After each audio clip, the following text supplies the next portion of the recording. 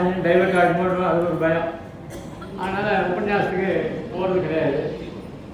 முடவனுக்கும் ஒரு இதுவாகணும் இல்லையோ, அதுக்காக நமக்காக சத்யநாராயண பெருமாள் இந்த சுவாமியை இங்கே எழுதி இந்த உபன்யாசத்தை கேட்க முடியாது. மெட்ராஸில் வேலை எங்கன்னா கூட போகும், அதே போக முடியாது.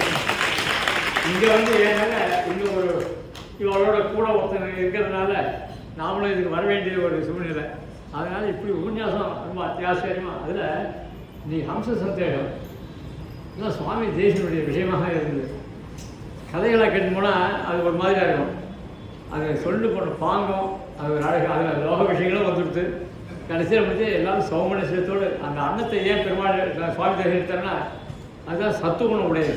ஏன்னா அது வெண்மையானது. இந்த சமாதானத்தை கூட வெள்ளை கூட தான் காட்டுவான். ஆக சேர்த்து வைக்கிறதும் சரி, சண்டை போடாத இருக்கிறது எல்லாத்தையும் லோகத்தில் எல்லா விஷயம் சொல்லிட்டேன். இந்த பியூட்டி பார்லரில் பண்ணுற அலங்காரத்தை கூட சொல்லிட்டாரு. அதனால் இப்படி உபன்யாசத்தை அதோட கேள்விலாம் கேட்டு அதில் அவங்களுக்கும் ஒரு உற்சாகம். ஏன்னா நீங்கள் தூங்குறேன் இல்லை கேட்பாங்க, அதுக்காக கேள்வி கேட்டாங்க. டக்குன்னு சரி முடிச்சுட்டு இருக்காங்க, இதை கேட்டு தான் தெரியும். இப்படி பல கை யுக்திகள்லாம் கையாண்டு எல்லாரையும் ஜனரஞ்சகமாக பண்ணபடி அடுத்திருந்து உபன்யாசம் நான் வந்து முன்னாடி உட்காரணும்னு தோணுட்டே பண்ணிட்டேன். என்ன அந்த மாதிரி அந்த ரீதியில் ஒரு உபன்யாசம் இருந்தது.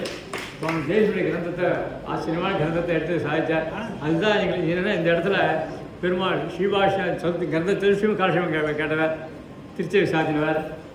ஆக அப்படிப்பட்ட இடத்துல இன்னைக்கு தேசிய அம்ச சந்தேசம் ரொம்ப அத்தியாவசியமான கிரந்தம். அது அத்தை 110 ஸ்லோகத்தை 1.5 மணி சாதத்தை சொல்கிறதுனா கஷ்டம். அதில் எடுத்த ஸ்லோகங்கள் ரொம்ப முத்தான ஸ்லோகங்கள். ஆக அது அப்படியே எங்களுடைய கிருதஜ்ஞதை